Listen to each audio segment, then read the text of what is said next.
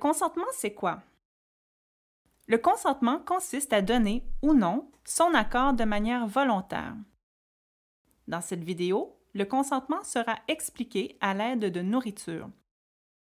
Afin d'être valide, le consentement doit remplir 5 caractéristiques suivantes: libre, éclairé, enthousiasme, continu, verbal et non verbal. Allons-y. Le consentement libre est présent lorsque la décision d'une personne est prise librement, sans pression, sans contrainte et sans violence de la part de l'autre personne. Hey, je peux-tu avoir des frites?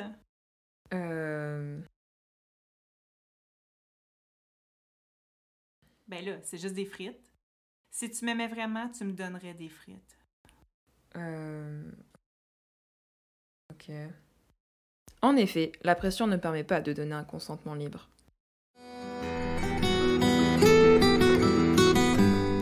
Deuxièmement, le consentement éclairé est présent lorsque la personne a toutes les informations requises pour prendre une décision. Mais il faut aussi que la personne soit dans un état qui lui permette de prendre un choix conscient.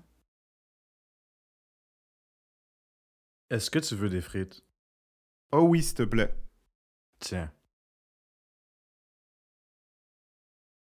Oh non, il y a du ketchup. Oublier de donner certaines informations à une personne ou lui cacher volontairement ces informations fait en sorte qu'une personne ne peut pas prendre une décision éclairée. La personne avait accepté de manger les frites, mais elle n'était pas au courant qu'ils étaient trempés dans le ketchup.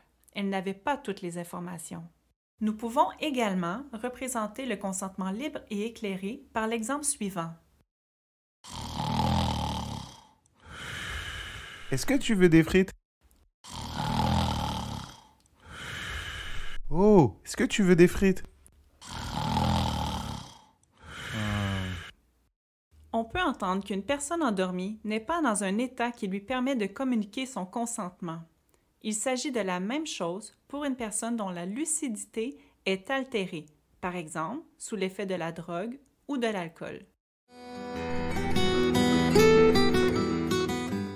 Ensuite, le consentement enthousiaste est présent lorsqu'il est communiqué avec joie et assurance. Hey, est-ce que tu veux des frites? Oh oui!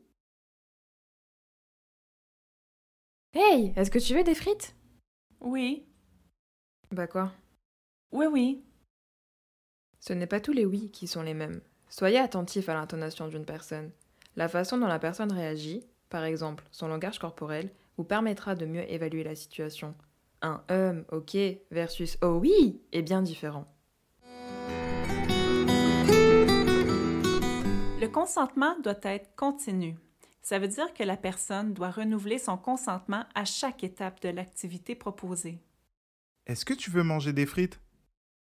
Oui, s'il te plaît. Et est-ce que tu veux manger un hamburger? Ah non, merci. Donc, on peut avoir envie de manger des frites, mais pas un hamburger. Ceci confirme que le consentement doit être renouvelé à chaque moment et qu'il peut être retiré à tout moment. Et pour finir, le consentement peut être communiqué de manière verbale ou non verbale. Est-ce que tu veux des frites? Lorsqu'il est question de consentement, soyez attentif au langage corporel. L'inconfort d'une personne peut être démontré par un langage corporel fermé. Par exemple, les bras croisés, la distanciation et plus encore.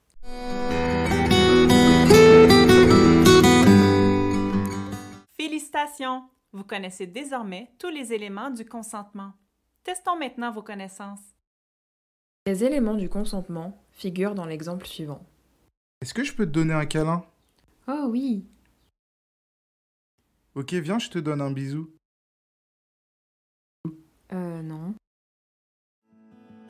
Bien joué! Maintenant tu connais et comprends les 5 éléments du consentement. Tu pourras l'appliquer dans n'importe quelle situation.